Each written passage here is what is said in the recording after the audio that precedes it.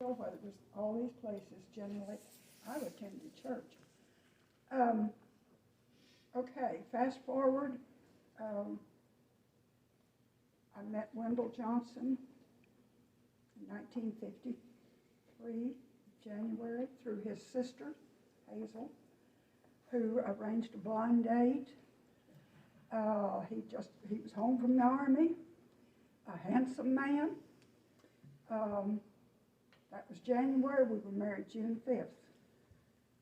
We were married at a time when everyone went to Arkansas to get married.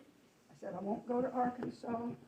So we were married in the parsonage of the First Baptist Church where you all lived. And our parents were there and close relatives were there. This is the man I want to talk about.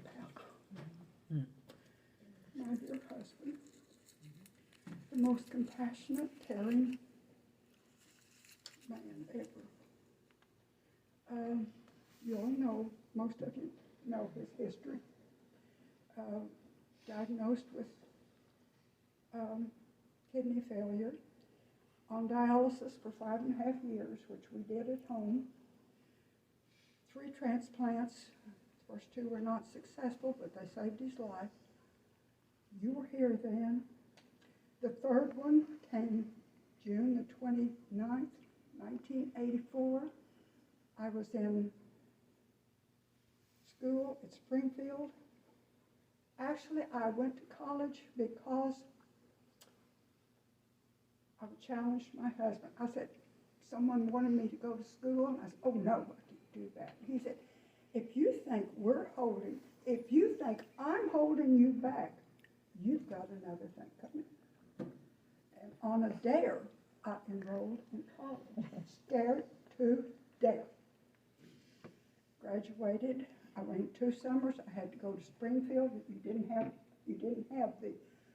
the upper level classes were not brought to West Plains then. So 2 summers I was in Springfield. Wendell was on dialysis.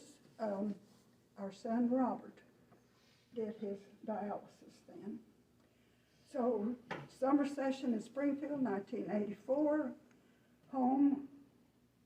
I left to go to Springfield on Sunday evening, got back Thursday evening. Friday evening, we had done dialysis. We got a call, and it was Kansas City calling. I handed it to Wendell, and he said, if you're using the new drug cyclosporin to prevent rejection, he said, I'll try one more time. And we left that night. We left Alton about 10:30 that night. Got to KU Medical Center, Kansas City, Kansas. Phew, 6.5 hours, I know. About 5 or 5:30 that morning. Got him checked in. I drove back over to Lee Summit where that little boy David lived, and slept a few hours and got back over to the hospital, and he was already in surgery. I'm telling a lot of stuff I didn't even mean to say. That transplant lasted 18.5 years. He was the most thankful man for life that you could ever imagine. And through that, he shared his compassion with those around him. He had a sense of, it was just compassion for others.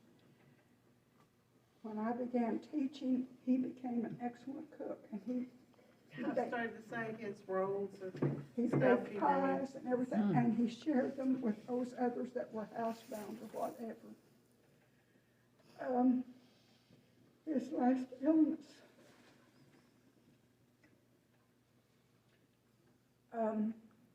The night before, of course, you don't know it's the night before.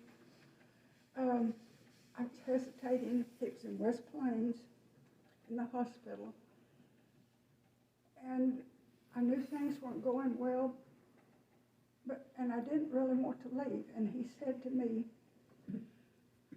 you go and get some rest. The Lord knows where I am. And the next day, he died. been blessed with caring parents. My parents both accepted the Lord later on in their mature years. I mean, I don't know. My brother David, this little boy right here, is the one that led Dad to the Lord.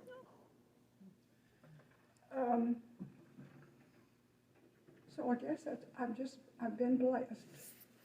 I've been blessed with parents. I've been blessed with knowing the Lord. There's so many things that I could share that simply was, at one time, with Wendell's diagnosis and being so ill, we were carrying the note for the business that we had sold. And I was praying about it. And I literally heard these words: "You have this concern, so you will do something about it." And I did, and things were resolved, and we were not carrying this note because, folks, this has not been a well-coordinated story, but I've been blessed with parents that cared for us. I've been blessed with a husband that was extraordinary.